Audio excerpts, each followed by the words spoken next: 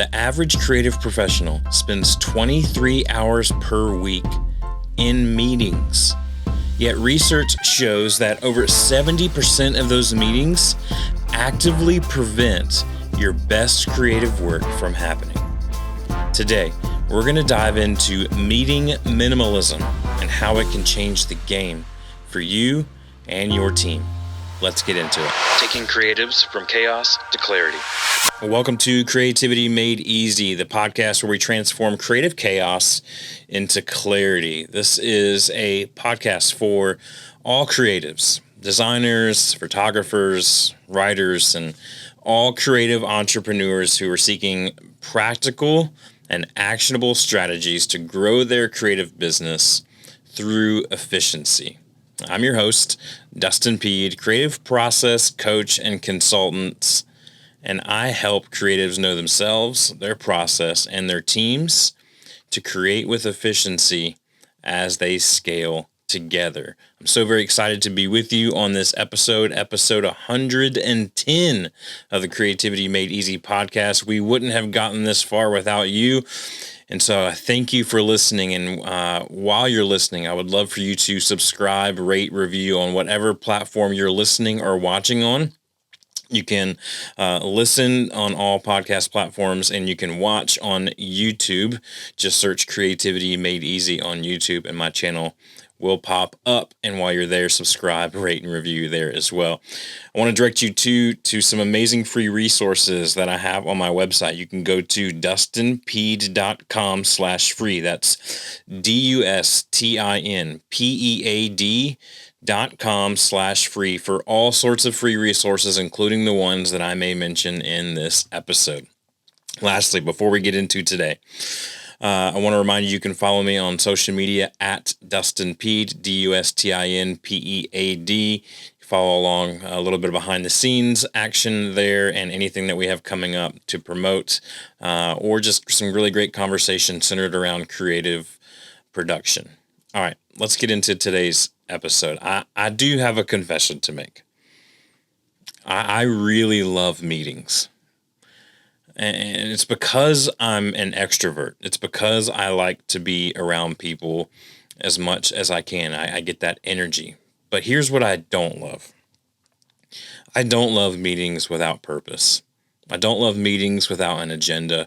I don't love meetings without a set amount of time, without a goal in mind for that meeting. And so today we're going to talk about this meeting minimalism and some different frameworks that I have, communication frameworks that can save you time from these endless amounts of meetings that are taken away from your creative production. All right, let's talk about what the true cost of meetings in creative businesses are, right? There's the visible cost, right? You can look at your time on your calendar and you can see, look, it's taking up time. Not only is it taking up time when the meeting is actually happening, but it's taking up preparation time so that I can actually be prepared for that meeting and be ready to discuss whatever it is that we're hopefully know what we're going to be talking about, right? Then there's also the follow-up time after that meeting. It's the meeting after the meeting in which you have to go follow up and on the things that you talked about in there. Maybe there was decisions made that you need to follow up on, or if wasn't such a great meeting, maybe you need to go get clarity on what just happened in that meeting, right?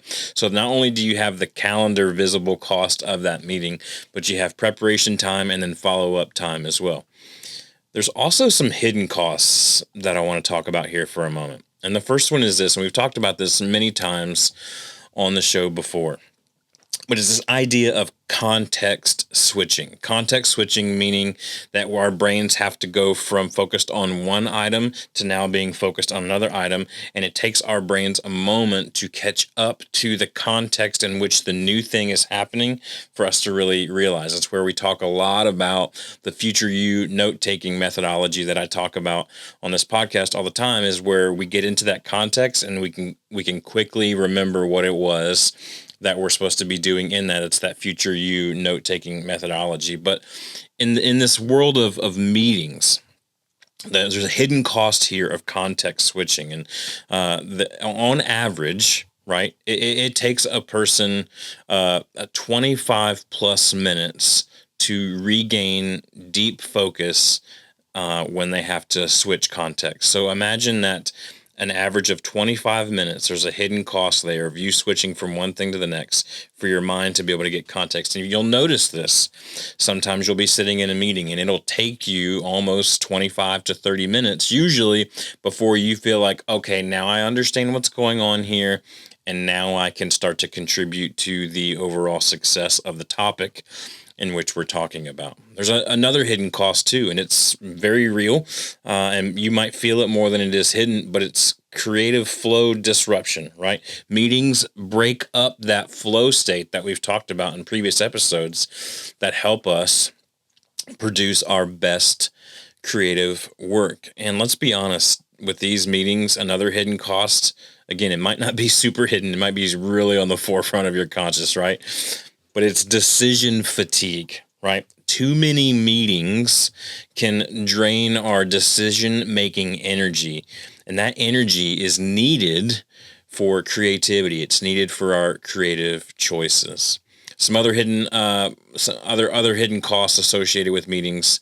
Obviously, there's financial impact, right? You can calculate the actual dollar cost of a meeting, who all is in the meeting, what their team hourly rates are versus how long that, multiplied to how long that meeting is. So just for simplicity's sake, let's say you had a team of 5 and they're all in that meeting and everybody in that meeting makes $10 an hour. Then that meeting is costing you $50 for 1 hour.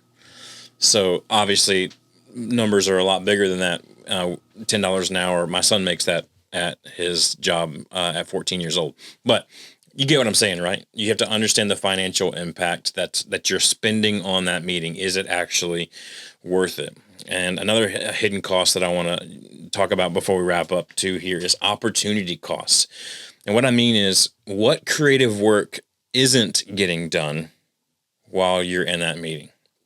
What opportunities to advance the current projects, and what opportunities to create new connections or new project opportunities? What of those are being lost because you were in a meeting instead? And so there's lots of upfront, very visible costs, right? We talked about calendar time during the meeting, before the meeting, after the meeting, but then there's the hidden costs: context switching, creative flow, decision fatigue, financial impact. How much is the meeting actually costing you to have? And then the opportunity costs as well. All right, let's get into some communication strategies that can help minimize all of these meetings that we find ourselves in every single week. The first thing is this, is be a note first culture, or a documentation first culture. You need to write things down before requesting FaceTime. And here's what I mean by this. It's like, oh, I totally meant to ask Ted about this one thing. I'm going to pop over in Ted's office real quick and ask him about this thing and see if he has a moment to talk about this. See if he has, quote unquote, 5 minutes, right, to talk about this, which we talked about in last week's episode. See if he has 5 minutes to talk about this. But if you just pause for a second before you get up from your desk and walk over to Ted's office, and you write down what it is that you actually need to talk to him about, or what the question is, you will begin to observe it for what it is and know, you know what? That actually would be better served in a meeting that we already have set up. Maybe it's a one-on-one, maybe it's a departmental meeting, maybe it's an L10 leadership meeting if you're doing the EOS model.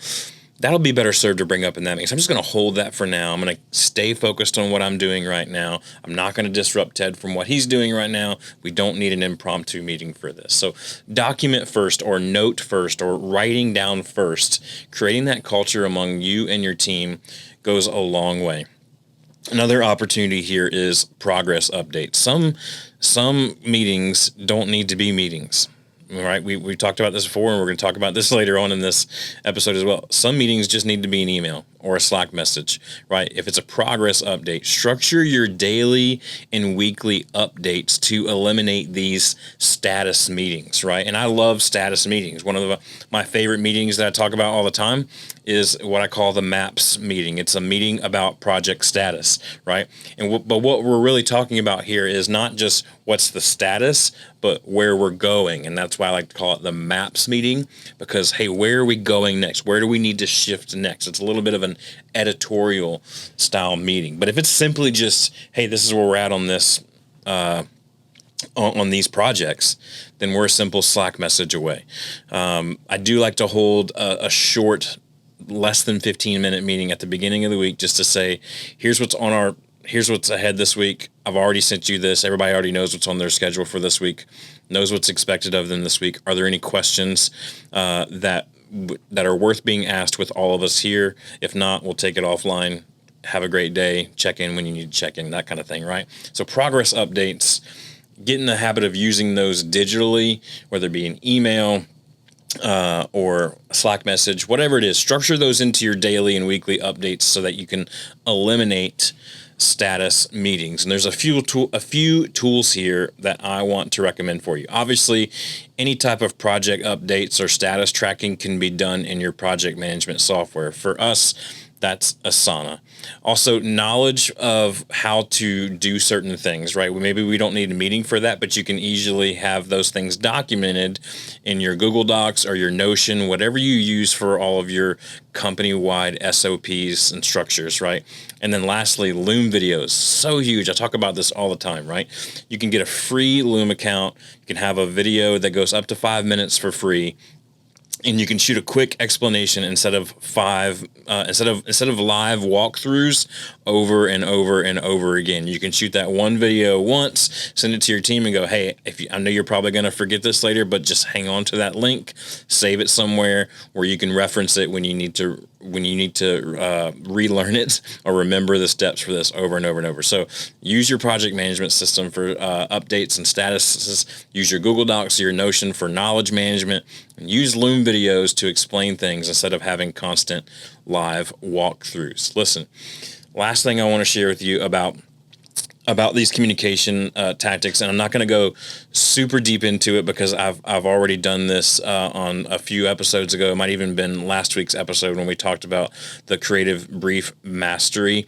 But written creative briefs, these detailed briefs, are going to eliminate these constant clarification meetings, right? If you have something that you can go back to each and every time to realign yourself or your team around what the project is supposed to be about, because you did a really good job at your creative brief document, then it will eliminate needs for all of these clarification meetings over and over and over again. So go back and listen to last week's episode on the creative brief mastery for that. Now let's talk about when we need to meet versus using some of these alternative communications, because there are actually times when a meeting is helpful, right? And we've talked before about, like, I have on my website the 5 ways to make every creative meeting successful. It's a creative meeting success framework. You can go to dustinp.com/free and download that now. And a lot of the things that I'm going to talk about here are included in that as well. But you need to have what's referred to often as like a meeting decision tree or a meeting decision flow chart, right?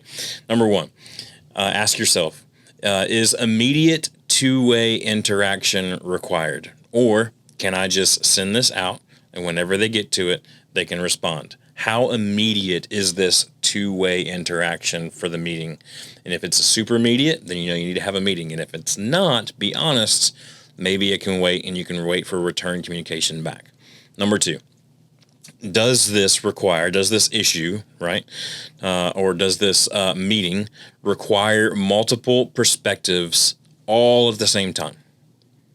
Really get ruthless about this. Does this issue that you're working on, does it require multiple perspectives all at the same time, simultaneously? If it's a brainstorm, then obviously, yes, you're going to need to have that kind of energy in the room. Or if it's a go off, work on this, come back and reconvene, then you can talk about that there. But ask yourself, does this problem require multiple perspectives simultaneously? Third question to ask yourself when deciding if you need to have a meeting: is complex emotion involved that text cannot convey? This is where a lot of leaders mess up by canceling meetings across the board, is because they think, I can just read the text and understand. I can read the email, I can read the Slack message, I can read the Teams message, whatever it is. I can read that and understand exactly what's going on. We don't need a meeting for this. But if there's complex emotion involved, right, something that's being shifted or added or taken away, right, we're still dealing with people here, right? If there's complex emotion involved that a text just can't convey, then yeah, it's time for a meeting. And then number 4, this is my favorite one as an Enneagram 4. Is this meeting a relationship building moment? Now, not just social time, but deep relationship building moment, a moment to build trust, a moment to develop each other in a one-on-one or a team department environment. Is this meeting a relationship building moment? And if the answer is yes to any of these, is immediate two-way communication or immediate two-way interaction required? If you can answer yes to that, meeting. Does this require multiple perspectives at the same time? If you answer yes, have the meeting. Is complex emotion involved that text can't convey? If the answer is yes, have a meeting. And lastly, is this a relationship building moment or opportunity? If the answer is yes, again, be ruthless with these yeses, right? Don't just say yes to everything because you want the meeting. But if you can say yes to any one of these 4, then the meeting is valid. With that, let's equally talk about some meeting alternatives if we don't necessarily need to have a meeting. If you answered no to those 4 things, then what can we do? All right, so first thing, create a decision matrix for different communication methods, right? Like, hey, is this something that's going to be really more complex and detailed? Then I'm going to, if that's the case, then the matrix is telling me that I need to send an email with attachments and yada, yada, yada. Hey, if this is just a quick question, can I put it on Teams or Slack and schedule it for later? What does that look like? What are the parameters for when it's just a quick question versus it needs a meeting? That's going to be different for you and every organization. Ask yourself when you should use, again, like chat versus email or video message versus a meeting, a Loom video versus an in-person meeting.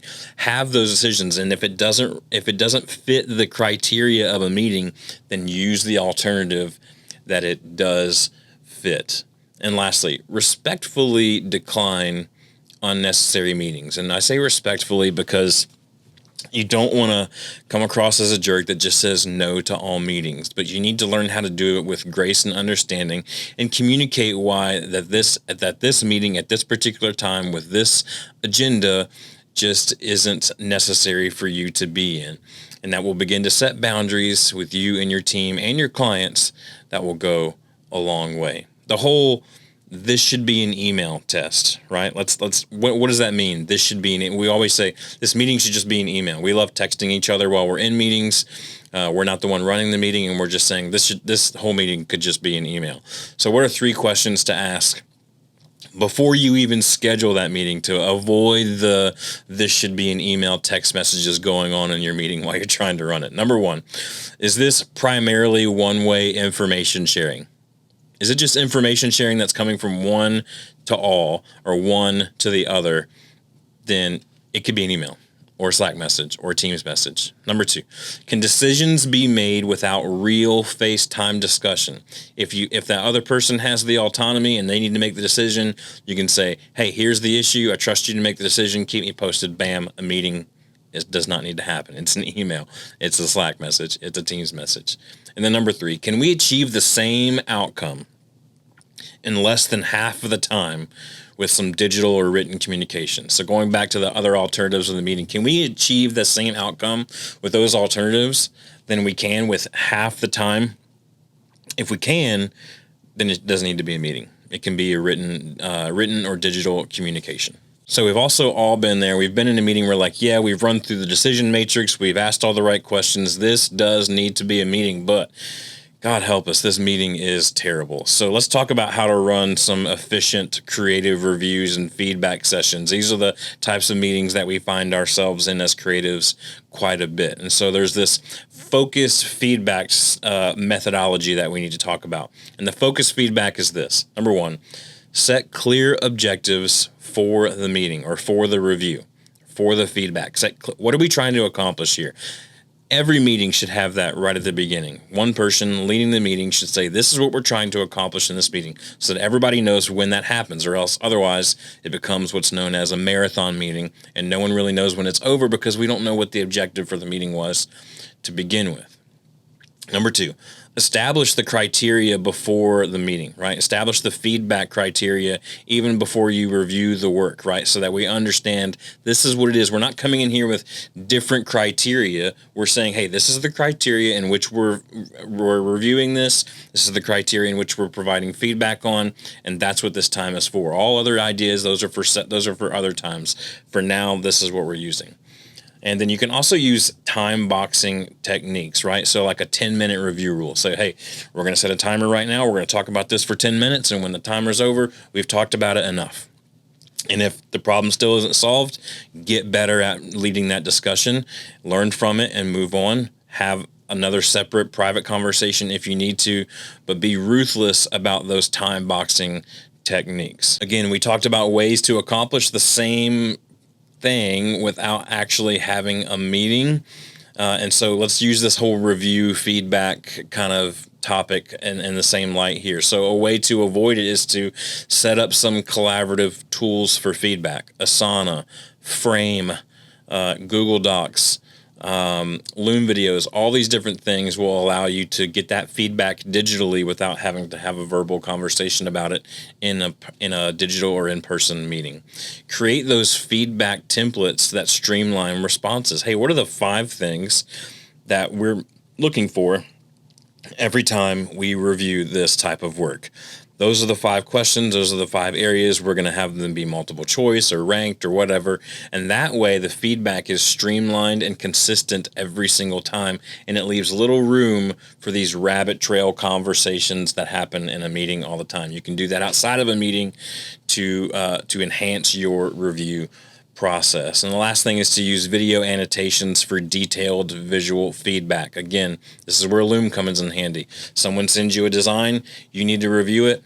Open up the design on your computer, start a Loom video. It's got yourself in the bottom corner of it. You can talk through, use your mouse to point at different things. Go, I like what you did here, I like the texture here. What I'd like to see is something different in this region right here. And you're able to verbally give those annotations and reviews and feedback on the Loom video with some visual feedback rather than take less than 5 minutes to do that, rather than having an hour-long meeting about this one design that needs to be reviewed. The last thing I want to mention here on how to have effective meetings is we talked a lot earlier about the EOS. If you don't know what that is, it's the Entrepreneur Operating System. It was developed by a guy named Gino Wickman? Gino Wickman, I think, is his name.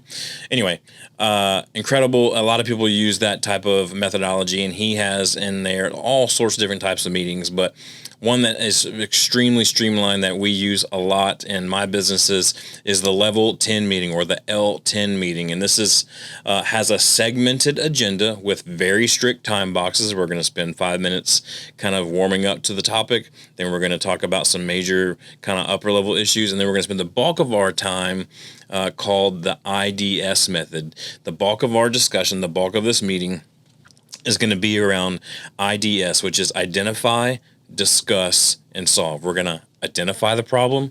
We're going to discuss the problem. And then when it's all said and done, guess what? We're actually going to solve the problem. So Level 10 meetings, EOS, check them out. Use the IDS method every single time. Identify the problem, discuss the problem, solve the problem. All right, in closing, so what do we do now? We have these meetings that are taking up way too much of our time. They're unorganized when we have them. It's just a complete time suck. Most of them should be an email. So what do? I want to give you some options. I don't want you to do all of these. I just want you to pick one over the next quarter, month, and try these things out. Number 1, conduct a communication audit to evaluate your current meeting culture, right? This could be an easy Survey Monkey or Google Form survey that you send out to everybody on your team and say, hey, look, just rate how you think these meetings are. Do you think we have too many meetings or not enough meetings? Are our meetings productive or not productive? Are they too long or are they too short? Ask those questions to get some feedback.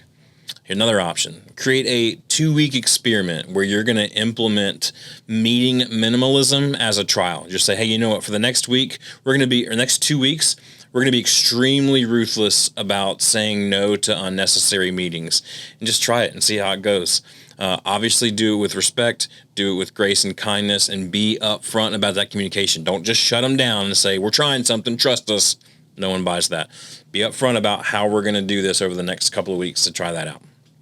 A third option. This is a big option, but it's a really worthwhile option, is to get some team buy-in. Get everybody on board with new communication frameworks. I know this, you're going to say, like, are you telling me to have meetings to have less meetings? Maybe. Or maybe you shoot an email out there. Hey, everybody, we want to get better about the way that we communicate, and we want to get better about how often we have meetings and the quality of those meetings. So we'd love to get some ideas from you on how we can improve that, right? Send it out there, get some buy-in with the team. Number 4, track certain metrics around your current communication strategy. Measure the impact on productivity and creative output. Are the meetings that you're having, are they increasing productivity and creative output, or are they decreasing? Why or why not? And lastly, if you want to, start with a gradual implementation plan with one team or project before you expand it out to your entire team. I want to leave you with a few resources before we wrap up this episode. There's a great book by Al Pittampalli. I hope I'm saying his name right. It's Pittampalli. Al, we love you, but I don't know how to say your last name. Google that. Check out his book. Read this before our next meeting. Fantastic book. A lot of things that we talked about here are in that book as well. I do have that template for you on dustinpeed.com/meetings is the creative meeting success framework. Go download that. There's pre-meeting strategies in there, meeting structure, feedback systems, templates, follow-up formulas, all of that in there. Also check out the L10 meetings, the level 10 meetings from EOS, to identify, discuss, and solve problems in your meeting more efficiently. So I want to remind you, all resources can be found at dustinpeed.com. Would love for you to follow me at dustinpeed on social media for more content just like this. I cannot wait to be with you for our next episode. We do have some very fun special guests coming up that I cannot wait to talk to you about. But we'll catch you next time on Creativity Made Easy podcast. Have a great week.